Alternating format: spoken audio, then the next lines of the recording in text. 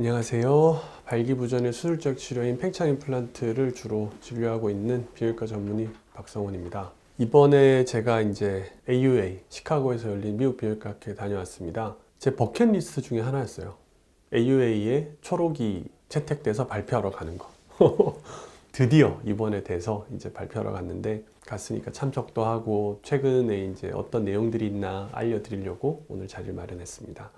크게는 이제 두 개 카테고리로 나눌 수 있겠는데요. 하나는 시카고 대학에서 처음으로 이 친구들이 멘즈헬스에 대한 집중 강의하는 강좌를 만들었어요. AUA 전에 이제 시카고 대학의 초대를 받아서 가서 강의를 하는 그 코스가 하나 있었고, 그 다음은 AU에서 이제 본격적으로 비뇨기과 학회니까 다양한 분야에 대해서 강의를 해요. 근데 그 중에 하루가 섹슈얼 메디슨에 대한 게 주로 있는 강의가 있었어요. 그래서 그 두 개를 들은 내용들을 제가 종합해서 좀 설명드릴까 해요. 시카고 대학에서 들었던 내용들은 인상적이었던 거는 플로리다 대학의 교수인 닥터 라파엘 캐리온이 굴곡형 임플란트에 대한 강의를 했었어요. 굴곡형 임플란트가 점점 잊혀지고 있는데 사실 우리가 생각하지 못하는 다른 어떤 도움이 되는 부분들이 있을 수 있다. 그게 이제 이야기의 주였어요. 가령 환자가 손의 움직임이 좀 제한이 있거나 이런 경우에는 좀 도움이 될 수 있다. 이런 내용들이었어요. 그 다음에 이제 좀 더 우리가 관심을 가져야 될 내용은 팽창 임플란트 수술을 받고 기계적 고장으로 재수술을 받는 경우에 거기에 있는 바이오필름이라고 이제 소위 말하면 물때 있잖아요. 그런 거 비슷한 그런 조직들이 생겨 있거든요. 감염은 없는데 그런 게 있어요. 균이 쉽게 표현하자면 동면을 하고 있다 이렇게 보셔도 돼요. 그런 것들을 뽑아다가 다 연구를 해봤더니 실제로 감염을 막아주는 균이 있을 수도 있겠구나. 그러니까 다른 데서도, 다른 연구기관에서도 지금 그런 거에 대한 분석이 실제로 진행되고 있어요. 굉장히 흥미로운 주제 같아요. 유전자 지도, 쥐인을 가지고 쥐인 스펙트럼을 분석할 수가 있거든요. 이거는 최근에 나온 기술인데 훨씬 더 정밀하게 균들이 뭐가 있었나를 분석해낼 수가 있어요.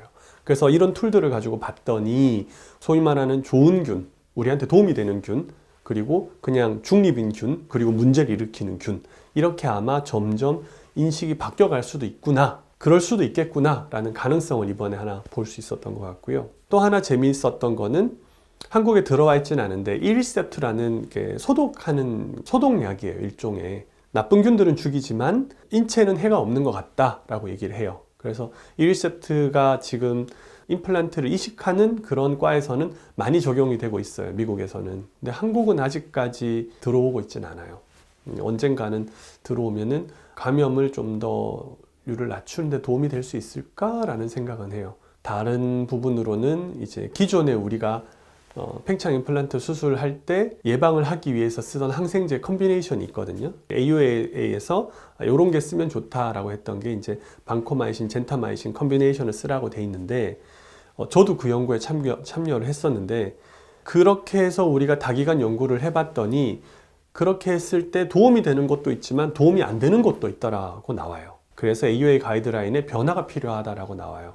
그럼 제가 제출했던 데이터는 방코마이신, 젠타마이신의 효과가 있었거든요. 저희는 문제가 있는 환자가 없었으니까. 근데 다른 데들에서는 이제 펑갈 인펙션, 그러니까 곰팡이, 흔히 얘기하는 무좀균 있잖아요. 걔네들이 감염을 유발한 거예요. 근데 미국에서는 얼마 전에 토비 콜러가 왔을 때도 그랬는데 자기가 이때까지 수술을 하면서 딱 20건 인펙션이 있었고 그들 중에 19명이 당뇨 환자였대요.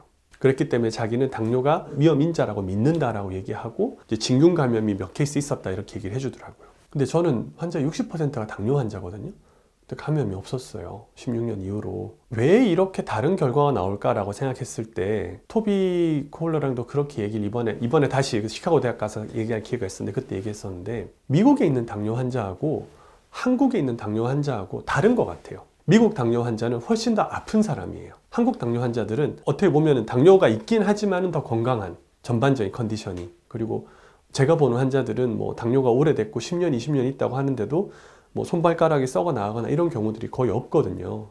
물론 저희 병원에 와서 수술 받으시는 환자분들이 대체로 건강하신 이유도 있겠지만 미국의 당뇨 환자들은 그렇지 않거든요. 토비 얘기를 들어보면은 훨씬 더 안 좋은 사람들이에요. 그래서 이건 인종적인 차이가 있지 않을까? 저희가 내린 결론은 거기였어요.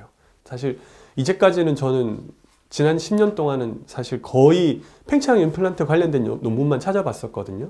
근데 팽창 임플란트 관련된 논문만 봐서는 안 되겠더라고요. 그래서 이런 경우에는 어떤 내분비내과, 왜냐하면 당뇨는 내분비내과가 주로 연구하니까, 아까 얘기했던 뭐 이리셉트 같은 경우에는, 혹은 항생제 같은 경우에는 다른 프로스테틱 서저리들, 특히 정형외과, 성형외과가 저희랑 가까운 점이 많더라고요. 그래서 그게 이번에 시카고 대학에서 이제 제가 보면서 느꼈던 부분 중에 하나였습니다.